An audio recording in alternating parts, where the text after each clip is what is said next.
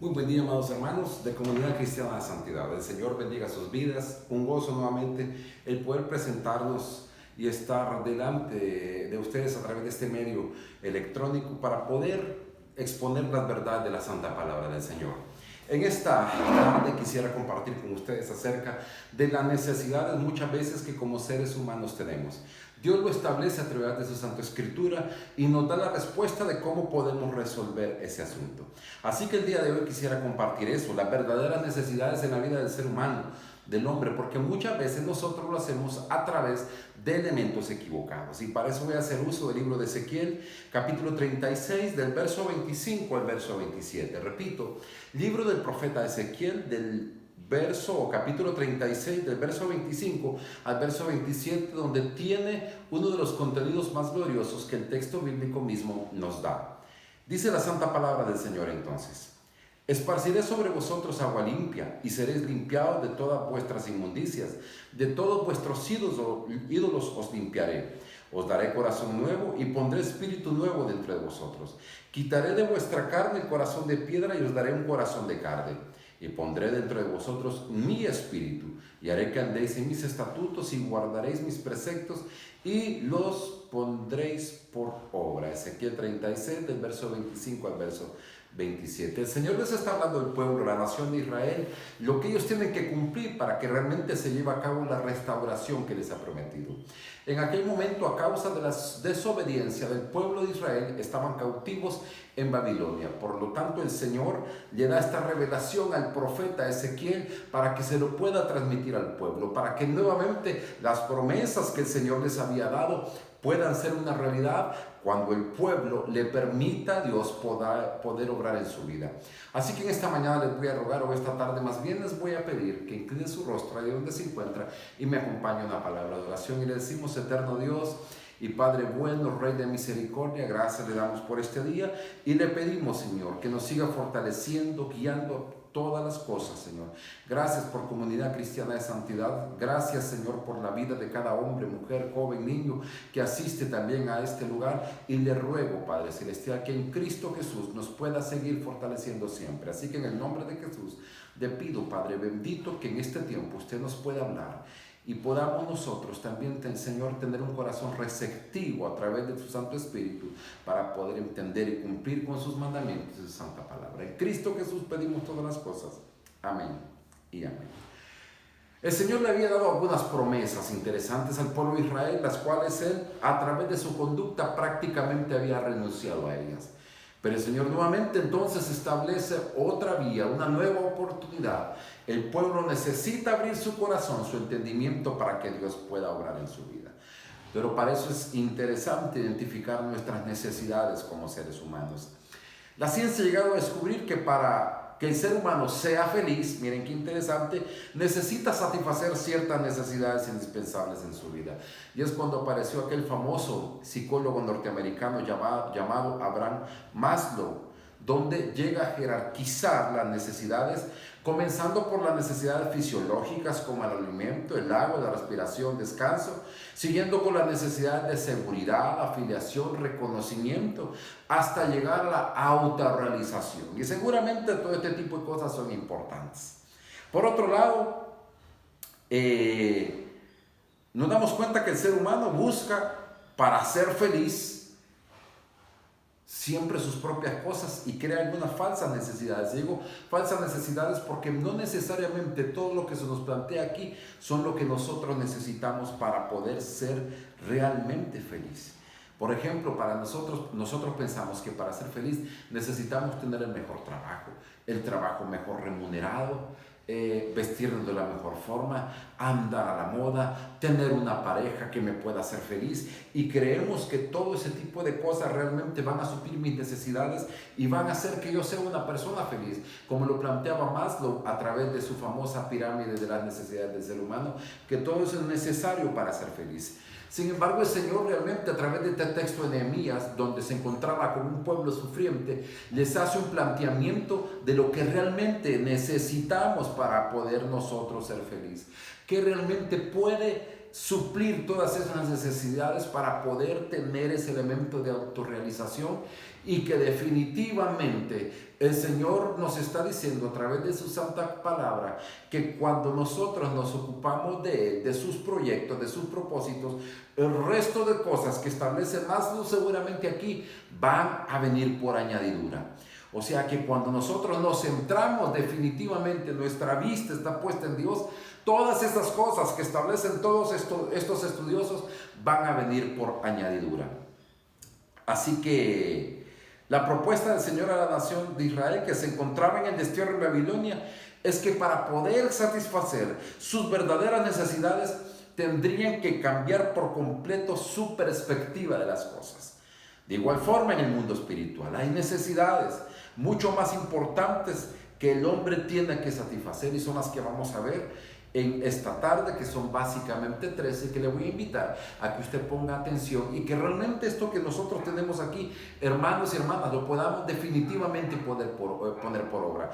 Porque cuando nosotros como iglesia, comunidad cristiana de santidad, nos despertemos para poder hacer la voluntad del Señor en nuestras vidas y seamos realmente osados y atrevidos, Dios va a comenzar a obrar en nuestra vida y por ende en la vida de todas las cosas y de todo lo que nos rodea. Así que la primera necesidad que Dios le está diciendo al pueblo de Israel que tiene que poner en práctica para que Él pueda hacer realmente una realidad latente en su vida es la necesidad de ser limpio de nuestros pecados. Eso lo dice el texto 25 que nosotros leíamos. Dice: esparciré sobre vosotros agua limpia, y seréis limpiados de todas vuestras inmundicias, y de todos vuestros ídolos os limpiaré.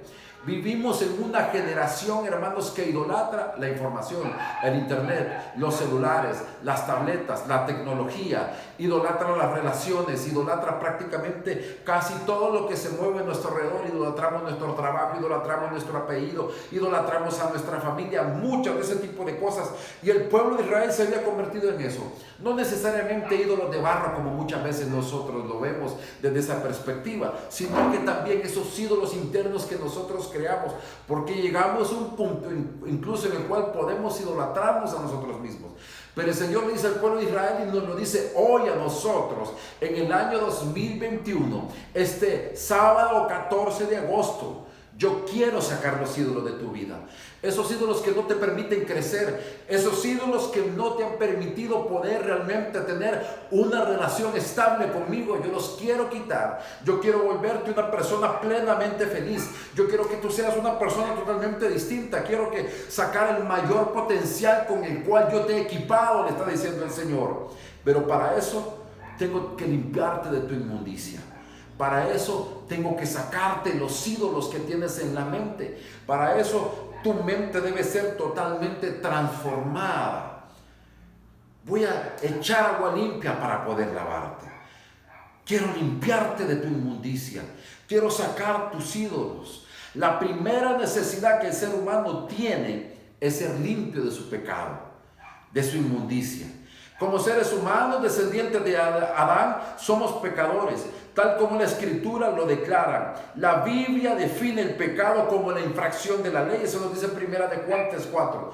Todo aquel que comete pecado infringe también la ley, pues el pecado es infracción de la ley.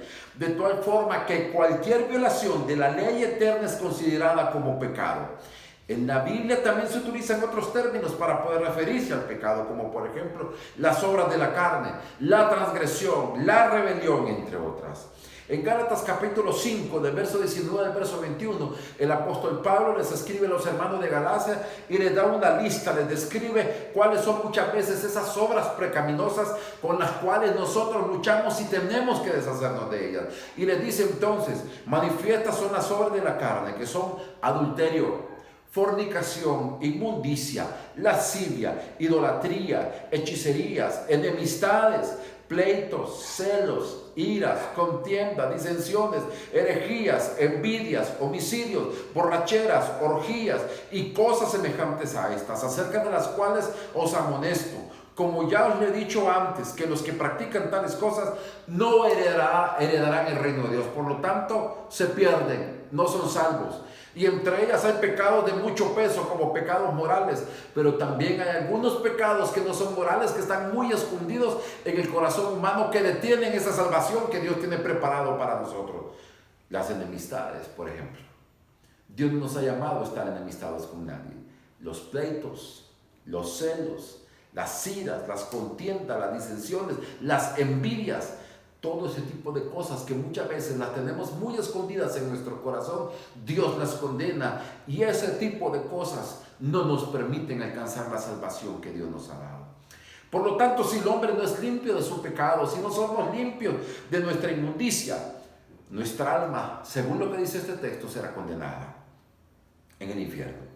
De aquí se desprende entonces la primera necesidad de la vida del ser humano, y para ello debe arrepentirse de sus pecados y hacer a Jesucristo el Señor de su vida. Yo le pregunto, aunque usted tenga mucho tiempo de asistir a una iglesia, ¿Jesús es el Señor ya de su vida? Romanos 10, del 9 al 10 nos dice que si confesaras con tu boca que Jesús es el Señor y creyeres en tu corazón que Dios le levantó de los muertos, dice, serás salvo. Porque con el corazón se cree para justicia, pero con la boca se confiesa para salvación. Segunda necesidad que Dios quiere formar en nosotros, que Dios quiere hacer en nosotros, que Dios quiere cambiar, que la necesidad que nosotros la tenemos, pero que Dios quiere suplir. Segunda necesidad, la necesidad de un nuevo corazón. ¿Cómo es su corazón? Ya con recorrido, ya necesita mantenimiento, ya necesita, como dicen los mecánicos, un overhaul. ¿Cómo está su corazón? El Señor le está diciendo entonces al pueblo de Israel, que se encontraba prácticamente esclavo en el imperio babilónico: les voy a dar un corazón nuevo. Ustedes tienen necesidad de cambiar esas cosas. A pesar que eran el pueblo de Dios, el pueblo de la promesa, el pueblo de la heredad, el pueblo de Jacob, Dios les dice que tienen necesidad de un nuevo corazón, y por lo tanto Él está dispuesto a suplir esa necesidad. Y le dice: os daré un corazón nuevo y pondré espíritu dentro de vosotros, y quitaré de vuestra carne el corazón de piedra y os daré un corazón de carne. Dios nos está diciendo que Él quiere suplirnos hoy de un nuevo corazón, porque seguramente después de tanto tiempo de que prácticamente hemos institucionalizado el pecado en nuestras vidas, nuestro corazón se vuelve de piedra. Ya ni siquiera sentimos ningún tipo de dolor ni sufrimiento por saber que estamos actuando mal. Y aunque nosotros decimos: ay, me siento mal, pero repito y repito y reincido con las mismas cosas, mi corazón es de piedra. Y Dios nos propone hoy que quiere cambiar ese corazón a un corazón de carne. Porque mi necesidad, mi estimado hermano, no es tener una pareja. Mi necesidad no es tener una cuenta de banco llena de miles y con dólares y todo lo demás. Mi necesidad no es viajar. Mi necesidad no es que yo me sienta humanamente o que pareciera ser temporalmente feliz. Mi necesidad es tener un corazón de carne para poder ser receptivo a lo que Dios me manda. La Biblia nos enseña que el lugar donde se generan todos los sentimientos y las intenciones, las cuales se traducen en acción, es en el corazón. Pero ese corazón puede ser engañoso, nos lo dice el profeta Jeremías, capítulo 17, verso 9 al 10. Engañoso es el corazón más que todas las cosas y perverso. ¿Quién lo conocerá? Yo, Jehová, que escudriño la mente, que pruebo el corazón para dar a cada uno según su camino, según el fruto de sus obras. Es el corazón quien nos engaña, que nos dice: está bien, sos un cristiano de 20, naciste en la iglesia. No, pecas, pero te arrepentís y todo está bien. Nuestro corazón nos engaña, pero ¿sabe qué? Es engañoso, como dice la misma Escritura, y puede hacer que nosotros tropecemos, y peor aún, que no alcancemos la salvación que Dios ha establecido para nuestras vidas. Así que, mis amados hermanos, yo creo que este es tiempo para que nosotros reflexionemos y le digamos al Señor: Señor, haga en nosotros un nuevo corazón.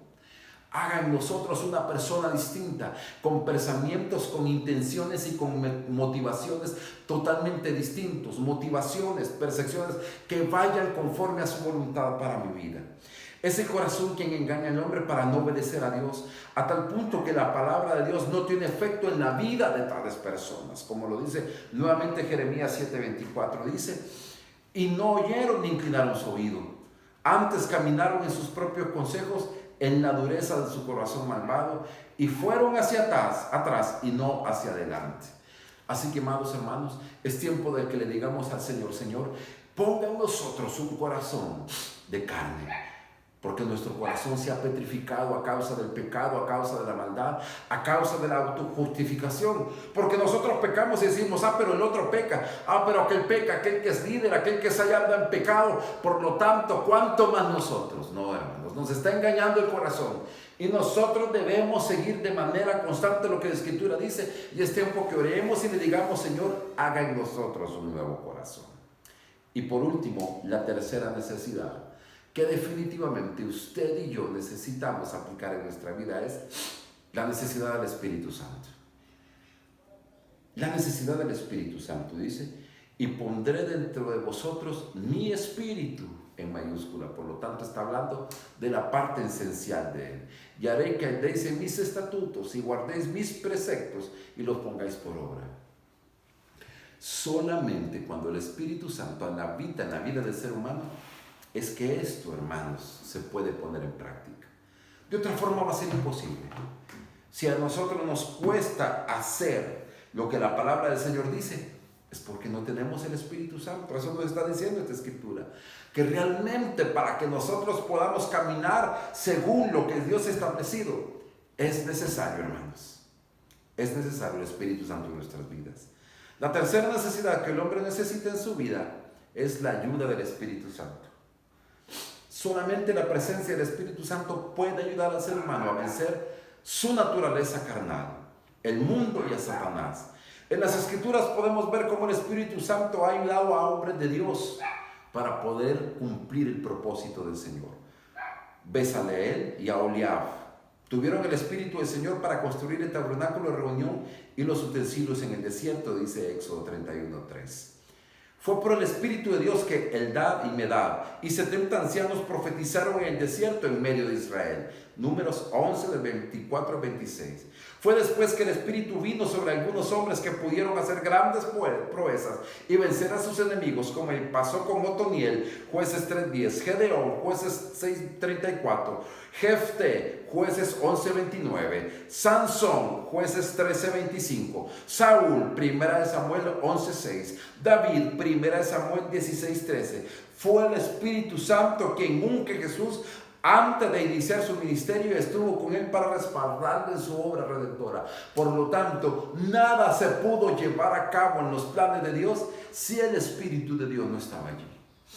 Por lo tanto, podremos cantar bien, podremos enseñar bien, podremos predicar bien, podremos tener buen carisma con las personas, pero si el Espíritu Santo no está ahí, estamos perdiendo nuestro tiempo. Y peor que eso, no tenemos evidencia de que definitivamente somos personas salvas.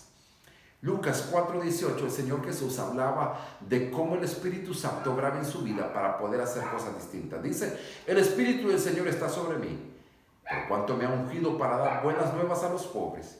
Me ha enviado a sanar a los quebrantados de corazón, a pregonar libertad a los cautivos y vista a los ciegos, a poner en libertad a los oprimidos y a predicar el año agradable del Señor. El Espíritu del Señor está sobre mí, decía Jesús. Fue en el Pentecostés que el Espíritu Santo vino a la iglesia del Señor, cumpliéndose la profecía de Joel 2:28 y 29. Cuando llegó el día de Pentecostés estaban todos unánimes juntos y de repente vino del cielo un estruendo como un viento recio que soplaba, el cual llenó toda la casa donde estaban sentados, y se desaparecieron lenguas repartidas como de fuego, asentándose sobre cada uno de ellos, y fueron todos llenos del Espíritu Santo y comenzaron a hablar otras lenguas según el Espíritu les dase que hablasen. Pero estaban unánimes. Cuando hay división, disensión, cerramos la puerta que el Espíritu Santo entre. No era uniformidad, unánimes. Reconocían la presencia, que necesitaban la presencia de Dios en su vida. Y fue ahí cuando el Espíritu Santo vino entonces a posar sobre aquella primera iglesia, que lo llevó a hacer cosas extraordinarias. Solo el Espíritu Santo le puede ayudar al creyente a sostenerse de pie victorioso en la tierra, y le ayuda a poder perseverar en sus caminos. Por eso dice la santa palabra del Señor en este texto de Ezequiel, que hoy nos está invitando a que nosotros abramos nuestro corazón, a que el Espíritu Santo habite en nuestras vidas a través de la obra redentora de Jesucristo. Y pondré dentro de vosotros mi espíritu y haré, segundo paso, cuando el Espíritu Santo mora, que andéis en mis estatutos y guardéis mis preceptos y los pongáis por obra. Antes de eso solo son esfuerzos humanos que muchas veces no nos conllevan en nada. Así que en conclusión, mis hermanos, amados hermanos, las necesidades del hombre es cierto que es importante tener un techo, es cierto que es importante el alimento y todas esas cosas que se mencionan, todas son importantes, no le estamos restando. Pero antes que todas esas necesidades que son añadiduras, lo que nosotros necesitamos es reconocer ese pecado y permitirle al Señor que nos limpie. Cambiar ese corazón malo y perverso que nosotros tenemos y pedirle a Dios que ponga en nosotros un corazón de carne. Y definitivamente necesitamos la presencia del Espíritu Santo en nuestras vidas. Eso realmente nos hará hombres y mujeres distintos. Tal vez a usted le ha pasado que tiene años de estar luchando con los mismos problemas, el mismo temperamento, las mismas debilidades, las mismas proyecciones de vida, los mismos procesos de dolor. Y muchas veces es porque no le ha entregado por completo su vida al Señor, porque ha priorizado otras necesidades más que estas que son las verdaderas. ¿Por qué en esta tarde no le permitimos al Señor cumplir con la propuesta que a través del profeta Ezequiel hizo al pueblo de Israel? Y hoy nosotros, que somos ese Israel espiritual, pedirle al Señor: Señor, abrimos nuestro entendimiento y nuestro corazón para que usted pueda suplir mis necesidades. Porque las demás cosas, el trabajo, una pareja, un título, un carro, una casa, la alimentación, el sueño, descanso, todas esas cosas son añadiduras cuando nosotros estamos de pie delante de su presencia. ¿Qué le parece si oramos en esta tarde? Y con nuestros ojos cerrados le decimos: Señor eterno y Padre de misericordias, le damos gracias, Padre bendito, por esta palabra, y de manera, Señor, específica y directa le rogamos y le pedimos, Padre celestial y buen Dios, que sea usted quien nos ayude, Señor, y que supla mis necesidades.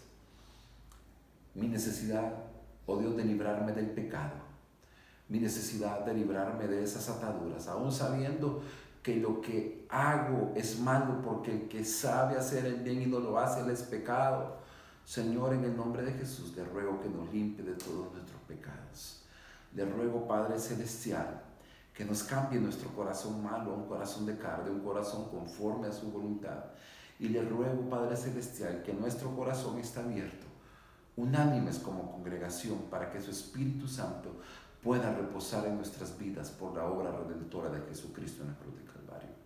Le ruego por Comunidad Cristiana de Santidad, fortalezcanos en hermandad, que estemos unánimes, Señor, en el estudio de su palabra, que no decaigamos, sino que sigamos siempre hacia adelante, firmes, Padre celestial, creyendo y luchando para que su presencia sea una realidad en nuestras vidas y en la vida de nuestra congregación. Pongo siempre delante de su presencia, Señor, nuestras otras necesidades que tenemos, que son añadiduras cuando nosotros, Señor, decidamos cumplir con esto. Así que en Cristo Jesús, Señor, primero que nada, oro, Señor, antes de que esas necesidades que se convierten en añadiduras, que realmente su propósito puede estar en nuestras vidas.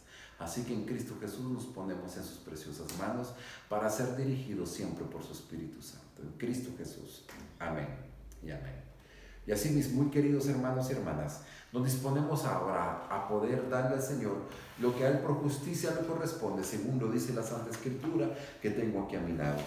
No que yo me lo haya inventado, así dice su santa palabra. Y esta es la verdadera teología de la prosperidad cuando nosotros estamos dispuestos a cumplir esta Santa Escritura. Y dice entonces el apóstol Pablo en la segunda epístola de los Corintios: pero esto digo, el que siembra escasamente, no seas escaso, no seas tacaño, no seas agarrado, diría el apóstol Pablo si le hubiera escrito a los hondureños. También segará escasamente. Pero el que siembra generosamente, con libertad, con liberalidad, generosamente también segará. Cada uno de como propuso en su corazón, no con tristeza ni por necesidad, porque Dios ha mandado la ley. Señor Jesús, en esta tarde oramos por esos corazones agradecidos y esos dadores alegres que el día de hoy, Padre Celestial, le damos de lo mucho que usted ya nos ha dado, porque de lo recibido de tu mano nosotros te damos. Así que bendiga a todos aquellos corazones agradecidos, que con liberalidad, Padre Celestial, no con corazones escasos, no con bolsillos escasos, le damos, Padre bendito, porque usted ha sido bueno con nosotros. En Cristo Jesús oramos y pedimos todas las cosas, y que multiplique siempre, Señor, estos recursos que usted los pone a disposición de su obra para poder extender su santo evangelio. En Cristo Jesús. Amén y amén. Y así, para ir finalizando, mis amados hermanos, recordemos el próximo sábado tenemos nuestra reunión presencial. Amados hermanos, la mayor parte de nosotros están vacunados y yo creo que es algo importante, pero sobre todas las cosas confiemos en que el Señor siempre nos seguirá guardando. Así que no pongamos excusa. Vamos a la casa del Señor el próximo sábado.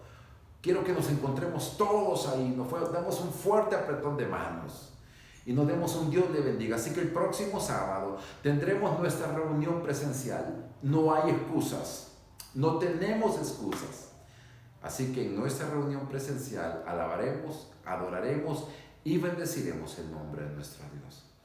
Cerramos entonces con nuestra bendición sacerdotal, que la encontramos entonces en el libro de Números, donde el Señor establece siempre su voluntad de querer siempre bendecirnos. Así que dice la santa palabra del Señor, la Santa Escritura, esta que es la bendición sacerdotal, que aquellos llamados por el Señor a bendecir a su pueblo, yo tengo el privilegio de bendecirle a usted como parte del pueblo de Dios, diciendo lo que dice esta Escritura, que atrás de eso lo que realmente nos está afirmando es que usted que me está viendo ahí, hermano, hermana, Dios quiere bendecirle. Pero para eso entonces dice la Santa Escritura que Jehová habló a Moisés y le dijo: habla a Aarón y a sus hijos y diles: así bendeciréis al pueblo de Israel, a la nación, a la iglesia, a comunidad cristiana de santidad, diciéndoles: Jehová te bendiga y te guarde. Jehová haga resplandecer su rostro sobre ti y tenga de ti misericordia. Jehová alce sobre ti su rostro y ponga en ti paz. Y pondrá en mi nombre sobre comunidad cristiana de santidad, y yo los bendeciré. Y su nombre, Señor, está puesto sobre esta nación. Bendiga a Honduras, que tanto lo necesita. En Cristo Jesús. Amén y amén. Y así, mis amados hermanos, que el Señor les bendiga, que el día de mañana tengan un feliz y un reposado domingo, y que la paz del Señor esté con ustedes. Un fuerte abrazo.